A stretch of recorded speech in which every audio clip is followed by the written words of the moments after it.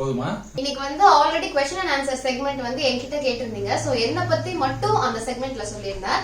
So இன்னைக்கு வீடியோல வந்து கப்பல் question and answers and Prabha பத்தின क्वेश्चन அண்ட் ஆன்சர்ஸ்க்கு வந்து இன்னைக்கு क्वेश्चंसக்கு வந்து இன்னைக்கு ஆன்சர் பண்ண போறோம்.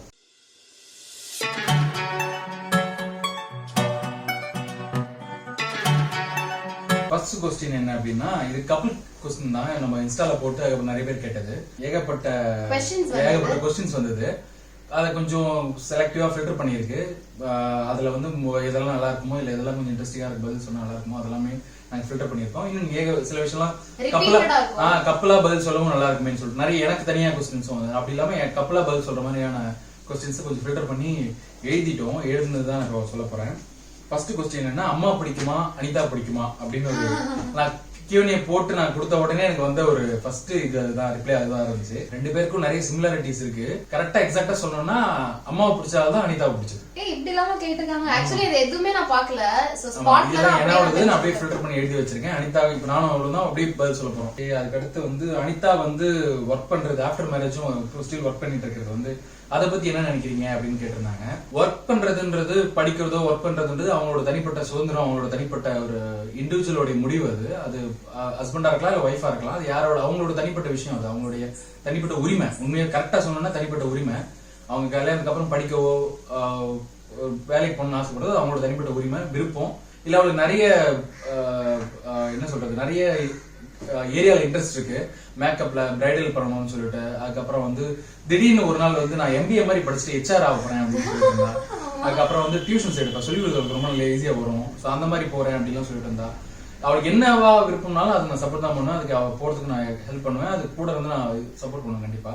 ஸோ அது வேலைக்கு போகணுன்றது அவளுடைய உரிமை. அதெல்லாம் வந்து நான் அதை தலையிடவோ முடிவெடுக்கவோ முடியாது. அது அவளோட விருப்பம். அனிதாவை மிஸ் பண்ண டைம் அப்படின்னு கேட்டிருக்காங்க. அனிதாவை மிஸ் பண்ண டைம்னு பார்த்தா ஆப்வியஸா வந்து இங்க ஒர்க் பண்ற டைம் சொல்ல முடியாது. எங்கேயாவது ஊருக்கு அவ போயிடுவா. ஏதாவது ஈவெண்டோ இல்ல ஷூட் மாதிரி ஏதாவது ஒரு நாள் 2 நாள் மாதிரி போற மாதிரி இருக்கும். இவளே கேப்பா, என்ன நேத்து தான் அங்க இருந்தேன் அப்ப எதுவும் பாசம் இல்லை, இப்ப நான் ஊருக்கு வந்தோடனே ரொம்ப பாசமா விசாரிக்கிறேன். அது அப்படிதான் இருக்கும்.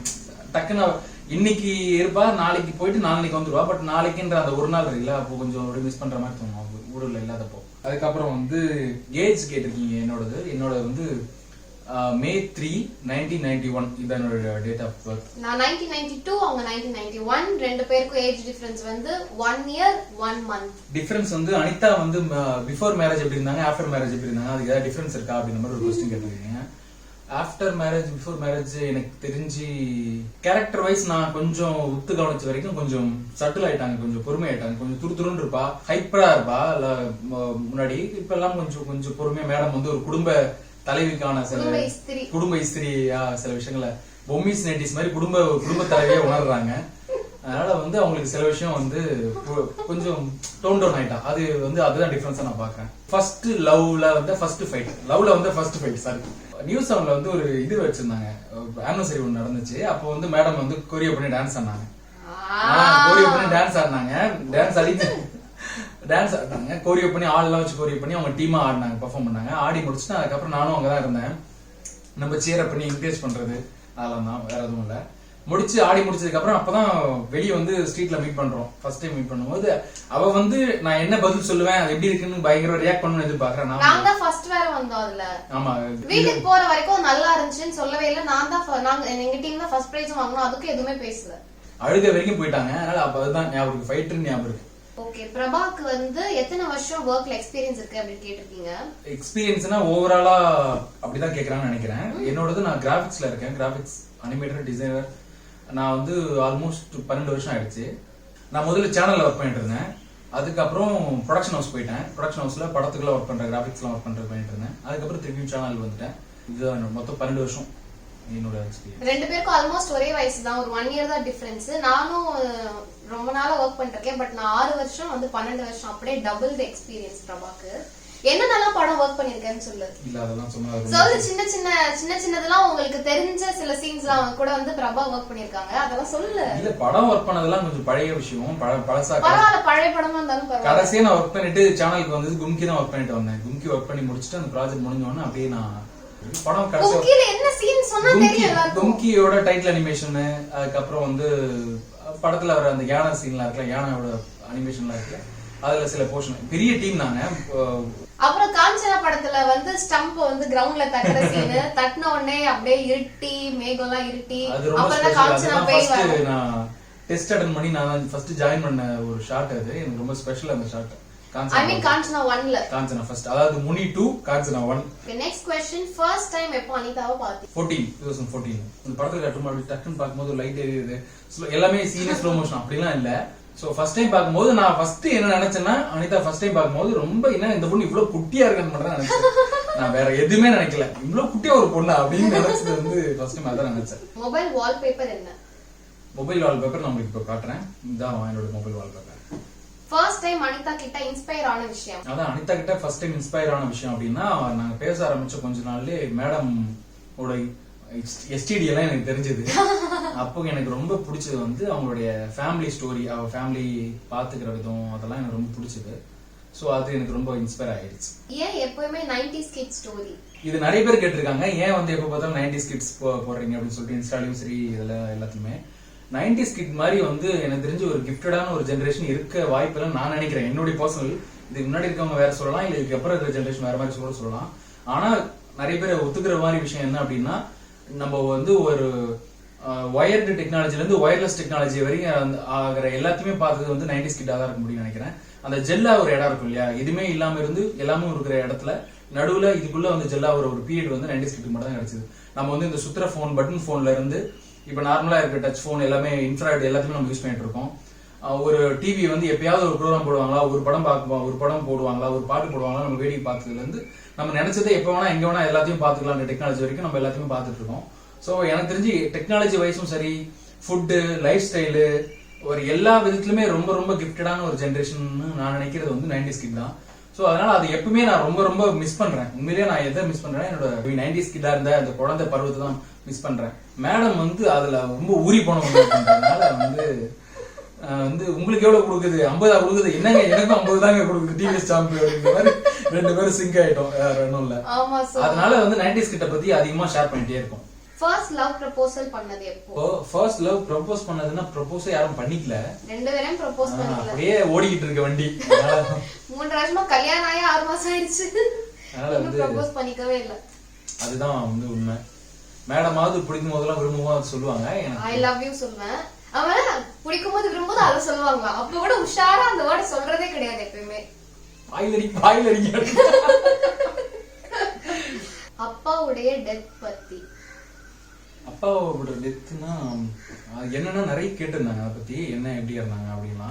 அது நாங்க அந்த இன்டர்வியூல சொல்லியிருந்தோம் நினைக்கிறேன், அது பார்த்தாங்களா என்னன்னு தெரியல. கேன்சர் அப்பாவுக்கு ஒரு 4th ஸ்டேஜ்ல தான் இருந்தது. ஆக்சுவலா நாங்க ஸ்டேஜ் 2ல ஸ்டேஜ் 1லயே தெரிஞ்சது, அதுக்கப்புறம் ட்ரீட்மெண்ட் பார்த்துட்டே இருந்தோம்.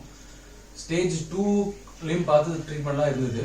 அதுக்கப்புறம் ஸ்டேஜ் 2ஓட ட்ரீட்மெண்ட் முடிஞ்சதுக்கு அப்புறம் ஒரு கேப் இருந்தது. அப்போ வந்து ஏன்னா எங்களுக்கு ட்ரீட்மெண்ட் முடிச்சதுக்கு அப்புறம் தொடர்ந்து பண்ண வேண்டிய சில ட்ரீட்மெண்ட்லாம் இருக்கு, அந்த மாதிரி விஷயமும் பண்ணிட்டு இருந்தோம். அது பண்ணி முடிச்சதுக்கு அப்புறம் ஓகேன்ற மாதிரி இருந்திருக்கும். ஓகே இதுக்கப்புறம் ஒரு இந்த வருஷம் ஃபுல்லா இந்த ட்ரீட்மெண்ட் மட்டும் நீங்க வந்து கண்டினியூ பண்ணணுன்ற மாதிரி சொல்லியிருந்தாங்க. ஓகே நம்மளும் அதோட ஒரு டச் ஒரு ஹோப் கொடுத்துட்டாங்க, அப்படியே விட்டுட்டோம் நம்மளும். ஆனா அதுக்கப்புறம் திருப்பியும் ஒரு 6 மாசம் கழிச்சு சில சிம்டம்ஸ் வருது, செக் பண்ணும்போது ஸ்டேஜ் 4 போயிடுச்சு அப்படின்ற மாதிரி இருந்தது. ஸோ பிளஸ் வந்து ஸ்டேஜ் 4 போனதோட கிரிட்டிக்கல் என்ன அப்படின்னா, இது ஜாண்டிஸ் வந்துருச்சு. ஸோ வந்து அது ட்ரீட்மெண்ட்டே பண்ண முடியாத மாதிரி ரொம்ப கிரிட்டிக்கல் ஆயிடுச்சு. ஏன்னா ஜாண்டிஸ்க்கான ட்ரீட்மெண்ட் எடுத்துக்க முடியல, அது வந்து கேன்சரோட ட்ரீட்மெண்ட் அலோவ் பண்ணல, உள்ள மெடிசன்ஸ் அது ரெண்டுமே உள்ள இருந்ததால அது பயங்கர பிளாக் ஆயிடுச்சு ட்ரீட்மெண்ட்ஸ்லாம். அது ரொம்ப கொஞ்சம் கஷ்டமாயி இறந்துட்டாங்க. 54 வயசு ஆகுது இறக்கும்போது. ஸோ 2018 இருந்தாரு. அனிதாக்கு சமைக்க தெரியுமா? நிறைய பேர் கேட்டிருந்தீங்க, எதனால உங்களுக்கு இந்த டவுட் வருதுன்னே எனக்கு தெரியல. நல்லா எல்லா டவுட் ஒன்னால இல்ல. நான் என்ன சமைக்கும்போது சும்மா கிண்டல் பண்ணிட்டேன் எல்லாம் என்ன இல்ல. நான் இன்னொன்னு என்ன அப்படின்னா, ஜெனரலாவே ஃபன். இன்னொன்னு எங்க அம்மா செய்யும்போது கூட நான் அப்படிதான் ஏதாவது சொல்லி பேசிட்டே இருப்பேன். அங்க இருக்கும்போது யார் என்ன செஞ்சாலும் இன்னும் நான் வந்து எங்க அக்காவும் இன்னும் பயங்கரமா கிண்டல் பண்ணுவேன். நான் யார் பண்ணாலும் எந்த வேலை பண்ணாலும் ஏதாவது கிண்டல் பண்ணிட்டே இருப்பேன். நான் இருந்து அந்த இடத்துல இருந்தேன்னா நமக்கு வர்றது ஈஸின்னு சொல்லிட்டு நான் பேசிட்டு இருப்பேன். சோ அனிதா பண்ணும்போது அது இன்னும் பயங்கர சில்லியா இருக்கும். ஜெனரலாவே நிறைய வந்து ஏதாவது பண்ணுவாருன்னு சொல்லிட்டு நம்ம எடுத்துட்டு இருக்கேன். ஆனா நல்லா சூப்பரா சமைப்பா, எனக்கு ரொம்ப ரொம்ப பிடிக்கும். ஈவன் லவ் பண்ண டைம்ல இருந்து சமைச்சு எடுத்துன்னு கொடுப்பா. புலாவ், அதுக்கப்புறம் மட்டன், அந்த மாதிரி நான்வெஜ் எல்லாம் வந்து மேடம் பெருசா செய்ய தெரியாது.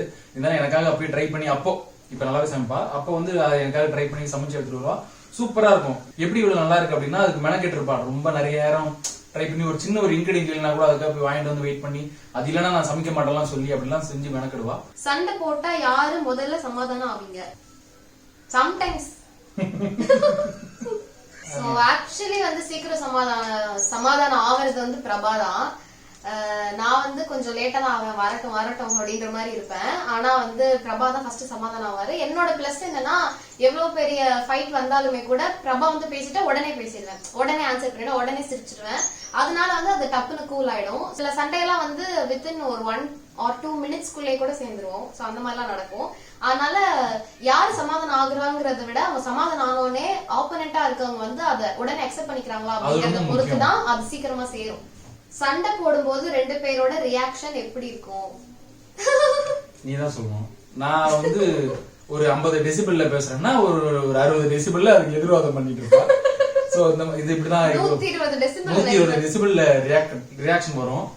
அவ பேசும்போது இது அப்படியே ஆப்போசிட்டா நான் போயிடுவேன், அப்படியே சுப்புன்னு ஆயிடுவேன். மோஸ்ட்லி பிரபா வந்து சண்டை வந்தா திரும்ப பேச மாட்டாங்க, அப்படியே அமைதியாயிடுவாங்க. எனக்கு அப்படி அமைதியான பிடிக்காது. ஏன் அமைதியா இருக்க, ஏதாவது பேசு, வாடா வா சண்டைக்கு வாடா.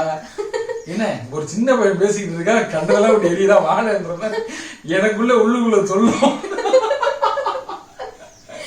ஒரு சின்ன பையன் உள்ளாரும் மரியாதை எல்லாம் பேசிட்டு இருக்கா, என்னென்ன சும்மா இருக்காத மாதிரி உள்ளுக்குள்ள சில இருந்தாலும் எப்பா நான் சும்மா இருக்குல்ல நீயும் கொஞ்சம் சும்மா இருக்கு மனசாட்சியோட நான் வாக்குவாதம் பண்ணிட்டு அப்படியே விட்டுருவேன். அது கொஞ்ச நேரம் தான், வித்தின் ஒரு 2 minutes நம்ம அது மாறிடும்ல மைண்ட். அமைதியா இருந்துட்டு 5 minutes அமைதியா இருந்துட்டு அவனே வந்து கண்ணு குட்டி அப்படி சொல்லுவான், எதுக்கு வர இப்போ அப்படின்னு போய் அப்படி பண்ணோட சிரிச்சிருவேன். அதனால இது இப்படிதான் போகும், இதுதான் வழக்கம். வீட்ல லவ் எப்படி அக்செப்ட் பண்ண வச்சீங்க? நிறைய பேர் கேட்டிருந்தாங்க, என்ன இவ்வளவு எனக்கு என்னன்னு புரியல. எனக்கு அப்பதான் இது அவ்வளவு கஷ்டமான வேலையோ அப்படின்னு. இல்ல எங்களுக்கு உண்மையிலே அப்படிதான். வீடு 2 பேரோட வீட்டுல ஒரு ஆல்ரெடி மேல ஒரு நம்பிக்கை இருக்கு 2 பேர் மேலயும். இன்னொன்னு திடீர்னு சொல்லல, அவங்க வீட்லயும் என்ன பத்தி அப்பப்போ அப்படியே கிராஜுவலா அப்படியே லேசா தெரியும். வாழைப்பழத்துல ஊசி இருக்கிற மாதிரி 2 பேரும். இன்னும் சொல்ல போனா எக்ஸாக்டா சொல்லணும்னா 2 பேர் வீட்டுக்கு தெரியும் என்னைக்கு வந்து நம்மளோட பேச போறான்னு. எங்க வீட்லயும் என்னைக்கு கரெக்டா நம்ம சொல்ல போறோம் அவங்க வீட்டு தான் வெயிட் பண்ணிட்டு இருந்தாங்க. இன்னும் இது எப்பவே சொல்லுவேன் நான் எதிர்பார்த்தேன் அப்படின்ற மாதிரி ஆக்சுவலா 2 பேரும் வெயிட் பண்ற மாதிரி தான் இருந்துச்சு. இதுக்கு இந்த விஷயத்துக்கு இவ்வளவுதானே உங்களோட ரியாக்ஷன்ற மாதிரி எங்களோட ரியாக்ஷன் இருந்துச்சு. 2 பேரும் எங்க படிச்சீங்க? நான் வந்து கம்ப்ளீட்டா வந்து இங்க சென்னையில தான் படிச்சேன். சோ நான் வந்து Velankanni matriculation higher secondary school Ashok Nagar, அங்கதான் நான் வந்து செக்ஷன் அப்படியே சொல்லுங்க. ஒரு வருஷம் ஒவ்வொரு செக்ஷன். அது நான் வந்து 8th வரைக்கும் வெள்ளூர்ல படிச்சேன். வெள்ளூர் தான் சொந்த ஊர். சோ வெள்ளூர்ல படிச்சேன். 9th வந்து வந்த புதுசு சென்னையில வந்த புதுசுல கோவில்ல தான் இருந்தோம். அதனால அங்கதான் படிச்சேன் நான் ஃபர்ஸ்ட் வரைக்கும். உங்களுக்கு பிடிச்ச பாலிவுட் ஆக்ட்ரஸ்? எனக்கு பிடிச்சது தீபிகா படுகோன் ரொம்ப பிடிக்கும். எனக்கும் எனக்கு பெருசா ஆமா பெருசா என்ன இவ்வளவு ஷாக் ஆயிட்டேன். இல்ல எல்லா படமும் பாப்பேன் பிரபா, அதனால எனக்கு ப்ராப்பரா யாரும் தெரியாது. பெருசா யார் மேலயும் பெருசா இவங்களை பிடிக்கும் அவங்களை பிடிக்கும் நான் பார்க்க மாட்டேன். Who is the angry bird? 3 வார்த்தை அக்கா கிட்ட எப்ப சொல்லுவீங்க? அத வேற கேட்டுட்டீங்க, மனசெல்லாம் புண்ணா இருக்கு தம்பி மாதிரி இருக்கு. 3 வார்த்தை அக்கா கிட்ட அப்படின்னா பசிக்குது சாப்பிட போலாமா. யாரு ரொம்ப ஸ்ட்ரிக்ட், யாரு ரொம்ப rules? It's me. PG. So எல்லாத்துலயும் வந்து ரூல்ஸ் ரொம்ப ஸ்ட்ரிக்ட், பெர்ஃபெக்ஷன், ரொம்ப டைமிங் பாக்குறது, பங்க்சுவாலிட்டி பயங்கரமா. நான் அப்படியே ஆப்போசிட். நீங்க கேட்டீங்கல்ல அந்த சண்டை பத்திலாம், அந்த சண்டை ஒரே ஒரு ரீசனால மட்டும் தான் வரும்னா அந்த பங்க்சுவாலிட்டினால மட்டும் தான். சீக்கிரம் எழுந்துக்க மாட்டேன், கரெக்ட் டைம் சாப்பிட மாட்டேன். சோ இந்த பெர்ஃபெக்ஷனால மட்டும் தான் அந்த ஃபைட்டே. ஒருவேளை பங்க்சுவலா இல்ல பெர்ஃபெக்ட்டா இல்லனா எங்க 2 பேரும் சண்டே வராது. பொசசிவ்னஸ் இருக்கா? நோ இல்ல. ஒரு நமக்கு நிறைய எமோஷன் இருக்குல்ல, அதுல ஒரு தேவையில்லாத எமோஷன் நினைக்கிற பொசசிவ்னஸ். இன்னொன்னு நம்பிக்கைன்னு ஒரு விஷயம் இருக்கு, அது இருந்ததுன்னா அது தேவையில்லை. பொசசிவ்னஸ்ன்றது இருக்கலாம், அது எந்த அளவு இருக்கலாம்னா ஒரு ஒரு கொஞ்சம் இருக்கலாம். அது எல்லா ரிலேஷன்ஷிப்லயும் இருக்கும். அம்மா கூட வந்து இன்னொரு அம்மாவை பார்த்து நம்ம அம்மான்னு ரொம்ப பேசணும், இன்னும் நம்ம கிட்ட கூட இவ்வளவு பாசமா இருக்க மாட்டான், அவங்க கிட்ட அப்படி இருப்பான்னு நினைப்பாங்க. அது நம்மளோட கண்ட்ரோல்லயும் நம்மளுடைய அளவு நம்ம கண்ட்ரோல்ல கொஞ்சம் அளவா இருந்தது அப்படின்னா அது வந்து சண்டை அளவுக்கோ இல்ல பெரிய தப்பான விஷயத்துக்கோ அது போகாம இருக்கும். பொசசிவ்னஸ் வந்து தேவையில்லாத ஒரு ஆணி, அது வந்து ஒரு அனாவசியமான விஷயம்னு நினைக்கிறேன். சில கப்பிள்ஸ் எல்லாம் பாத்தீங்கன்னா பொசசிவா இருக்கிறது பெருமையா பேசுவாங்க. ஐயோ என் பாய் ஃப்ரெண்ட் அவன் பயங்கர பொசசிவ் என் மேல அப்படின்னு சொல்லுவாங்க.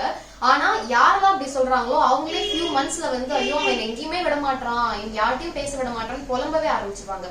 சோ பொசசிவ்னஸ் வந்து உங்க பாய் ஃப்ரெண்ட்க்கோ இல்ல கேர்ள் ஃப்ரெண்ட்க்கோ இருந்தா அது வந்து பிளஸ்ஸான ஒரு விஷயமா ரொம்ப பாசிட்டிவா நினைக்காதீங்க. ஏன்னா அது காலப்போக்குல வந்து உங்களுக்கே பேர்டனா மாறிடும். நீங்களும் வந்து உங்களோட பார்ட்னர் கிட்ட ரொம்ப பொசசிவா இருக்காதீங்க. சில விஷயம்லாம் ரிலேஷன்ஷிப்ல இது வளர விட்டீங்கன்னா உங்களுக்கு பிரச்சனை போய் முடியும் இருக்கும்ல. அதுல மெயின் எனக்கு தெரிஞ்ச என்ன கேட்டா பொசசிவ்னஸ் நான் சொல்லுவேன். அனிதா பெட் நேம் 2 நேம் இருக்கு. அனிதாவோட பெட் நேம் வந்து கண்ணுக்குட்டி. கண்ணுக்குட்டின்றது அப்போ கண்ணு என்ன குட்டியா இருக்கான்னு நீங்க கேள்வி கேட்காதீங்க. ஆளே குட்டியா இருக்கு அப்படின்றதுனால வந்து கண்ணு குட்டி அப்படின்றதும் செல்லமா அப்படிங்கறதும். ஏதாவது கோவமா கூப்பிடுறது கூட கண்ணுக்குட்டி செல்லமா ஏன் இப்படி பண்ற, சோ அந்த மாதிரி அது என்ன இமோஷனா இருந்தாலும் அந்த கண்ணுக்குட்டி செல்லமா வந்துரும் அதுக்குள்ள. சப்போஸ் கோவமா திட்டுறதா இருந்தா எருமை கண்ணுக்குட்டின்னு சொல்லிடலாம். கண்ணுக்குட்டி இஸ் காமன். அக்காவை எப்படி இம்ப்ரெஸ் பண்ணீங்க? இல்ல ஆக்சுவலி பிரபா எதுவுமே பண்ணி இம்ப்ரெஸ் பண்ணல. இது வந்து அவங்க சொல்ல வேண்டிய ஆன்சர் நானே சொல்லிடுறேன். நானா வந்து இம்ப்ரெஸ் ஆயிட்டேன். எந்த ஒரு லவ்மே வந்து அந்த பொண்ணை இம்ப்ரெஸ் பண்றதுக்கு நீங்க ஏதாவது செஞ்சீங்க, இல்ல அந்த பையனை இம்ப்ரெஸ் பண்றதுக்கு ஏதாவது செஞ்சீங்க அப்படின்னா உங்களால அதை கண்டினியூஸா பண்ணிட்டே இருக்க முடியாது. அது வந்து அந்த ஒரு பீரியட், அந்த ஒரு ரஷ் இருக்கும்ல பாடியில, எப்படியாவது வந்து இந்த லவ் வந்து செட் ஆயிடும்னு சொல்லிட்டு பாடியில ஒரு ரஷ் இருக்கும். சோ அந்த டைம்ல மட்டும்தான் நீங்க வந்து செய்வீங்க. ஒருவேளை அவங்க கரெக்ட் ஆயிட்டாங்க, அவங்களுக்கு உங்களை பிடிக்க ஆரம்பிச்சிருச்சுன்னா நீங்க அதை கண்டினியூ பண்ண மாட்டீங்க. ஏன்னா நீங்க நினைச்சதை அடைஞ்சிட்டீங்க. சோ இனிமே பண்ண வேண்டிய அவசியம் இருக்காது. அதனால அவங்க என்ன நினைப்பாங்க, இத்தனை நாள் பண்ணானே இப்ப பண்ணலையே, இத்தனை நாள் பண்ணாலே இப்ப பண்ணலையேன்னு ஒண்ணு வரும். சோ அதுக்கப்புறம் நான் லவ் பண்ணதுக்கு அப்புறமா ஒரு போரிங்கான ஒரு விஷயம் வந்து உள்ள வர ஆரம்பிக்கும். சோ வந்து நேச்சுரலா நீங்க இருக்கிற மாதிரி இருங்க. அந்த நேச்சுராலிட்டியை பார்த்து அவங்களுக்கு பிடிக்க ஆரம்பிச்சதுன்னா அந்த நேச்சுரலா இருக்கிறது எப்பயுமே போகாது, எப்பயுமே இருக்கும். சோ எப்பயுமே உங்களுக்கு பிடிச்சிக்கிட்டே இருக்கும். அண்ட் பிரபா கிட்ட வந்து நான் இம்ப்ரெஸ் ஆன விஷயம் என்ன அப்படிங்கறத சொல்லிடுறேன். ஒண்ணு வந்து ஹியூமர் சென்ஸ் பயங்கரமானது. இன்னொன்னு வந்து ரொம்ப கெத்தான ஒரு பிஹேவியர் இருக்கும். எப்பவுமே கெத்தான என்ன சொல்றது, அப்படியே திமிரா இருக்கிறது அந்த மாதிரி கிடையாது. ஆனா ஏதோ ஒரு கெத்து வந்து பிரபா கிட்ட வந்து இருக்கும். இன்னொன்னு வந்து ரொம்ப கேர்ள்ஸ் கிட்ட எல்லாம் வந்து ரொம்ப தேவையில்லாம உட்காந்து பேசுறது, தேவையில்லாத விஷயங்கள் எல்லாம் பேச அப்படிலாம் இருக்க மாட்டான். சோ வந்து பேசுவான் எல்லாத்தையும், ஆனா ரொம்ப அந்த ஒரு கண்ணியம் வந்து பார்த்தாலே தெரியும் பிரபா கிட்ட. சோ அது ரொம்ப பிடிக்கும்.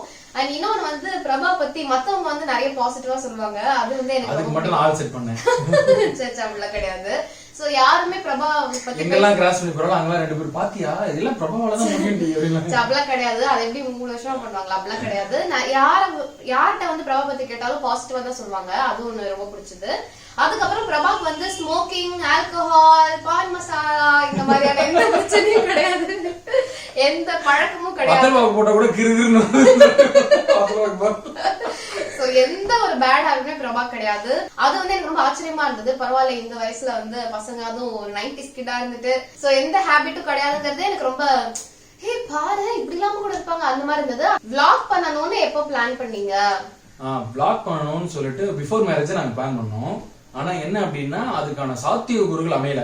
ஏன்னா நான் வேற வீட்டுல இருக்கேன், வேலைக்கு வரேன், பிரபா வேற வீடு, அதனால ரொம்ப கஷ்டமா இருந்தது. சோ என்ன பண்ணோம், கல்யாணத்துக்கு அப்புறமா கன்ஃபார்மா வந்து ஸ்டார்ட் பண்ணணும்னு நினைச்சோம். சோ கல்யாணத்துக்கு அப்புறமா ஹனிமூனோட எங்க போறோமோ அங்க இருந்து ஆரம்பிக்கணும்னு. பட் சாட்லி நாங்க இன்னும் ஹனிமூனே போகல. வந்து கொரோனா வேற வந்துருச்சு. அதனால இன்னும் ஒரு 5-6 மாசத்துக்கு யாரும் எந்த ஊருக்கும் போக மாட்டாங்க, போக முடியாது. சோ வந்து கல்யாணம் ஆகி அடுத்த ஆனிவர்சரி வரைக்குமே நாங்க வந்து எப்படியும் வெளியூர்ல போகாம லைக் உண்மையிலே பிஃபோர் மேரேஜ் பிளான் பண்ணோம் தான். அது ரொம்ப அப்பத்துல இருந்தே அவளுக்கு ரொம்ப இன்ட்ரெஸ்ட் பண்ணணும் கேட்டுட்டே இருந்தா. சோ வந்து டெல்லிக்கு போயிருந்தோம், ஒரு ஷூட்காக போயிருந்தோம். பட் அந்த ஷூட் நடக்கலாங்க. சோ அதனால ஷூட் நாங்க அங்க ஸ்டே பண்ணி இந்த டேஸை கொஞ்சம் எக்ஸ்டெண்ட் பண்ணிட்டு எங்கெங்கெல்லாம் போக முடியுமோ அங்கெல்லாம் போயிட்டு அததான் வந்து ஒரு 5-6 vlog போட்டிருக்கோம் டெல்லி பத்தி. இப்படிதான் நீங்க பாத்துட்டு இருக்க இந்த சேனல் வந்து உருவான கதை. அனிதாட்ட பிடிச்சது என்ன?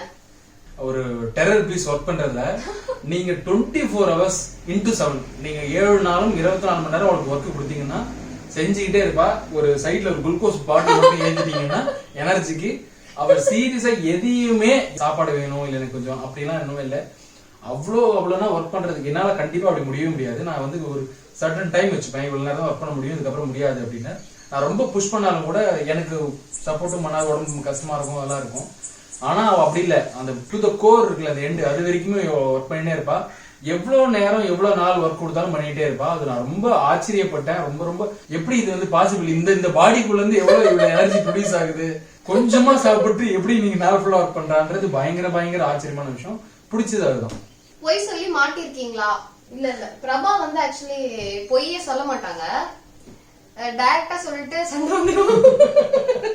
சர்ப்ரைஸ் பண்ணதான் போய் சொல்லுவாங்க. லைக் ஐயோ மறந்தே போயிட்டு அதை பண்ணவே இல்லை, நான் அப்படியா சரி பரவாயில்ல அப்படின்னு அப்படின்னு சொல்லுவாங்க. சீரியஸான விஷயத்துக்கு போய் சொல்ல மாட்டேன். ஏன்னா இன்னொன்னு எனக்கு அதுக்கு முன்னாடி தெரிஞ்சிடும். இந்த விஷயம் தெரியும் போது கண்டிப்பா இப்ப சொல்றதை விட அது பெரிய விஷயமா இருக்கும். ஏன்னா அது ஒரு லீவ் முடிஞ்சு மண்டே மார்னிங் போகும்போது ராம்ஜி ப்ரோக்ரஸுக்கு சைன் போடுங்க அப்படின்னா, ஏன் அப்ப 2 நாளா எதுக்கு மறைச்சேன், அப்புறம் 2 நாள் லீவ் முடிஞ்சதுக்கு அப்புறம் போகும்போது வாங்கிக்கலாம் இருந்தேன்னு எங்க அம்மா என்ன செம்மாடி அடிப்பாங்க. அந்த மாதிரி உண்மையிலேயே அதை தள்ளி போட்டோம்னா அந்த ஏன் அப்ப இவ்வளவு நாள் சொல்லாம இருந்தன்ற அந்த எமோஷன் இருக்குல்ல, அது இன்னும் அந்த பொய் சொன்னதை விட அது பயங்கர ஹர்ட் பண்ணும். கரெக்ட். ஆனா அந்த மாதிரி கூட எதுவும் நடந்தது இல்ல. சரி இப்பவே சொல்லிடலாம், லேட்டா சொன்னா அவ ஏதாவது சொல்லுவான்னு நினைச்சு சொல்ற மாதிரி கூட இது வரைக்கும் எதுவுமே நடந்தது கிடையாது. ஆனா இன்னொன்னு சின்ன சின்ன விஷயத்துக்கு ஏதாவது பொய் சொன்னா இவளால கண்டுபிடிக்க முடியாத மாதிரி தான் நான் பொய் சொல்லுவேன். அக்காவோட சில்லி ஹேபிட். அக்காவே சில்லி தான். அக்காவோட சில்லி ஹேபிட்னா நிறைய இருக்கு. கொஞ்சம் ஓரளவுக்கு சொல்லக்கூடிய டீசன்ட்னா நகம் கடிப்பாங்க. அவங்க நகம் கடிக்கிறது பாத்தீங்கன்னா உங்களுக்கு இப்போ வந்து ஆஃப்டர் மேரேஜ் கொஞ்சம் என்னமோ தெரியல டைவர்ஷன் ஆனனால கொஞ்சம் இதுவா இருக்கு. பட் கொஞ்சம் மாசம் முன்னாடி எல்லாம் வந்து சதை மட்டும் தான் தெரியும், எதுவுமே இல்ல.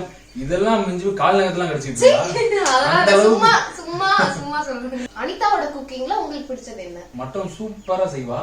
மட்டன் எடுத்து கொடுத்துட்டீங்கன்னா அரை கிலோ மட்டனு அது ஒரு 15 ஐட்டமா செஞ்சு, நாங்க இதுல சூப்பு, நாங்க இதுல கொஞ்சம் பெரட்டல் பண்ணிருக்கேன், நாங்க இதுல கொஞ்சம் சுக்கா, தனியா குழம்பு இருக்கு, பிரியாணிக்கு ரைஸ் ஒரு அரை கிலோ மட்டன்ல என்ன இவ்வளவு அப்படின்ற மாதிரி இருக்கும்.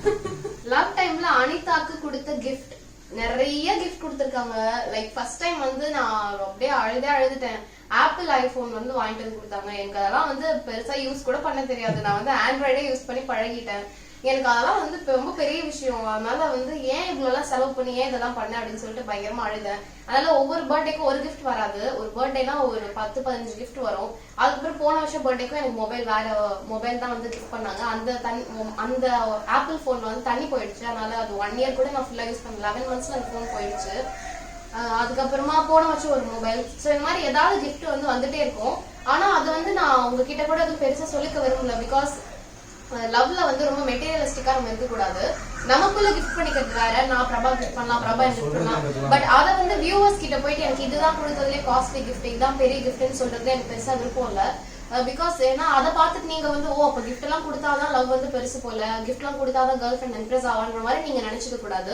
மெட்டீரியல்ஸ் எப்பயுமே ஷார்ட் லிவ் தான். நான் சொன்னல அந்த ஆப்பிள் ஐபோன் நிஜமாவே வந்து அழுதுட்டேன் ஏன் அவ்வளவு செலவு பண்ணேன். பட் அது 11 மந்த்ஸ் தான் கையில இருந்தது. ஆனா பிரபா இப்ப வரைக்கும் என் கூட தான் இருக்காங்க. சோ அந்த மாதிரி நம்ம கொடுக்குற கிஃப்ட் வந்து இன்னைக்கு இருக்கும் நாளைக்கு இருக்காது. ஆனா உங்களுக்கு யார் கொடுக்குறாங்களோ அவங்க தான் உங்களுக்கு கூட வந்து வாழ்நாள் முழுக்க வாழ போறாங்க. அதனால எப்பவுமே அவங்களுக்கு இம்பார்ட்டன்ஸ் கொடுங்க. அவங்க என்ன கிஃப்ட் வாங்கி கொடுத்தாங்க வாங்கி கொடுக்கலன்னு சொல்லிட்டு அவங்க கிட்ட கோவப்பட்டதெல்லாம் பண்ணாதீங்க. பிரபா இல்லாத லைஃப் எப்படி இருக்கும் அனிதாக்கு?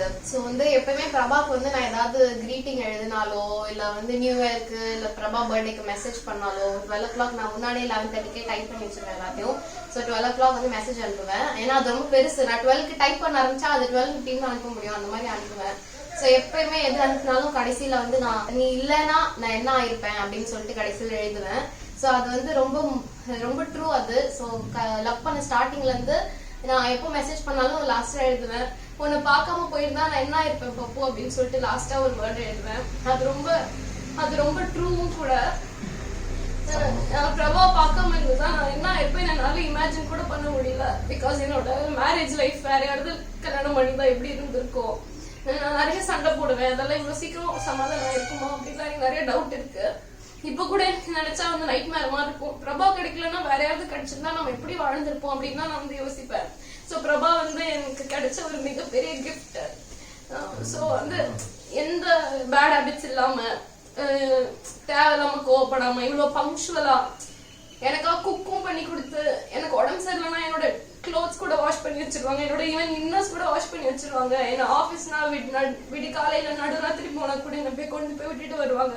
சோ இந்த மாதிரி எனக்கு என்னென்ன ஹெல்ப் பண்ண முடியுமோ அது எல்லாமே வீட்டுல பண்ணிட்டு இருக்காங்க. பொதுவா வந்து குவாரண்டைன்ல கூட எல்லா ஹஸ்பண்டும் குக் பண்றத ரொம்ப காமெடியா மீம் எல்லாம் போடுறீங்க. ஏன்னா உங்களுக்கு குக் பண்றதெல்லாம் ரொம்ப புதுசா இருக்கு பசங்களுக்கு. அதனால குக் பண்றத மீம்ஸா போட்டு என்ன போய் சமைக்க வச்சுட்டேன்ற மாதிரி போடுறீங்க. பட் பிரபா வந்து அது எப்பயுமே ரெகுலரா ஆக்சுவலி பண்ணிட்டு இருக்காங்க. சோ நானாகட்டும் இல்ல பிரபாவோட அம்மா ஆகட்டும் எல்லாருமே அவங்களோட அக்காங்களாகட்டும் எல்லாருமே பயங்கரமா டேக் கேர் பண்ணிப்பாங்க. சோ இந்த மாதிரி வந்து உலகத்திலே ரேர் பீஸா தான் சில பசங்க இருப்பாங்க. சோ அதுல வந்து ஒரு பையன் எனக்குன்னு கிடைச்சது வந்து நிஜமா எனக்கு ஒரு பெரிய வரம் தான். சோ எப்பயுமே சொல்ற மாதிரி நீ இல்லைன்னா நான் என்ன இருப்பேன் போ அப்படின்ற மாதிரி தான். சோ லாஸ்ட் क्वेश्चन, நானுமே வந்து பல வருஷமா எங்கிட்டு இருக்க क्वेश्चन, எப்போ லவ் ப்ரப்போஸ் பண்ணீங்க? அப்பா காமெடியா சொன்னாலும் அதுதான், சீரியஸா சொன்னாலும் அதுதான். எனக்கு பெருசா அப்படி ஒரு அந்த வார்த்தையில முதல்ல எனக்கு பெரிய உடன்பாடு இல்ல. ஏன்னா நான் வாழ்க்கையில காட்டணும்னு நினைக்கிறேன். அது வார்த்தையா சொல்லி பெருசா அதோட முடிச்சுக்கணும்னு நினைக்கிறேன். அந்த வார்த்தையில அதை சொல்லி ஒன்னும் ஆக போறது இல்லை அப்படின்னு. ஆனா அது ஒரு ஸ்பெஷல் ஒகேஷன்ல ஏதோ ஒரு நடக்கும், ஒரு விஷயம் நடக்கும் போது அதை சொல்லலாம். அந்த சந்தோஷத்தோட அதை அவர்கிட்ட சொல்லணும்னு நினைக்கிறேன். அது நடக்கும், ஏதாவது ஒரு நாள் அப்போ நடக்கும். அது கண்டிப்பா நான் சொல்லுவேன். அது எல்லாரும் நீங்களும் இப்ப எல்லாம் ஃபேமிலி ஆயிட்டீங்க அப்படின் போது உங்ககிட்ட எல்லார்கிட்டையும் இதை காமிச்சிட்டு உங்க கூடவே சேர்ந்து அதை கண்டிப்பா அதை சொல்லுவேன். இப்படிதான் நான் சொல்றேன், இப்படிதான் நான் சொல்ல போறேன் நான் உங்ககிட்ட சொல்லுவேன். சோ இத்துடன் இந்த கப்புள் Q&Aக்கான கொஸ்டின் ஏகப்பட்ட உண்மையை சொல்லணும்னா நிறைய கொஸ்டின்ஸ் ரெண்டு பேருக்குமே ஏகப்பட்டது இருந்துச்சு. அது ஓரளவுக்கு ஃபில்டர் பண்ணிருக்கோம். thousands கிட்ட क्वेश्चंस அதுல நாங்க ஓரளவுக்கு கொஞ்சம் கொஸ்டின் தான் இப்ப நாங்க சொல்லியிருக்கோம். இன்னும் கொஞ்ச நாள் கழிச்சு நாங்க திருப்பி இதே மாதிரி ஒரு கப்புள் Q&A போடுவோம். அப்போ வந்து உங்களுக்கான பேலன்ஸ் மிஸ் ஆன நீங்க இதுல இந்த மாதிரியான எங்க கிட்ட கேட்க நினைச்ச மிஸ் ஆன கொஸ்டின்ஸ் எல்லாம் இருக்கும். அதெல்லாம் நாங்க அதுக்கு நாங்க கண்டிப்பா பதில் சொல்றோம். இப்ப கீழே வந்து உங்களுக்கு ஒரு காஷன் வரும் ஹெட்போன் யூசர்ஸ் அப்படின்னு. Yes thank you so much. எல்லா क्वेश्चंसக்கு ஆன்சர் பண்ண முடியல, பட் few क्वेश्चंसக்கு ஆன்சர் பண்ணிருக்கோம். இன்னும் நிறைய क्वेश्चंस நீங்க கேட்டிருக்கீங்க. thousands of questions சீரியஸா இருக்கு. இன்னொரு Q&A செக்ஷன்ல உங்களுக்காக நாங்க ஆன்சர் பண்றோம். அண்ட் இது வரைக்கும் நீங்க கொடுக்கிற சப்போர்ட்க்கு ரொம்ப ரொம்ப ரொம்ப தேங்க்ஸ். கமெண்ட் செக்ஷன் பார்த்தா அவ்வளவு ஹாப்பியா இருக்கு. எனக்கும் பிரபாவுக்கும் அவ்வளோ லவ் காட்டுறீங்க, அவ்வளோ சப்போர்ட் காட்டுறீங்க, அவ்வளோ பேர் எங்களுக்காக மெசேஜ் பண்றீங்க. ஹாய் அண்ணா, ஹாய் அக்கா, எப்படி இருக்கீங்க, ஹாப்பியா இருக்கு உங்களை பார்க்க அப்படி இப்படின்னு. அந்த டைமை நீங்க ஸ்பெண்ட் பண்றதுக்காக உங்களுக்கு ரொம்ப ரொம்ப ரொம்ப ரொம்ப தேங்க்ஸ். ஓகே, நான் மட்டும் சொல்றேன். பை.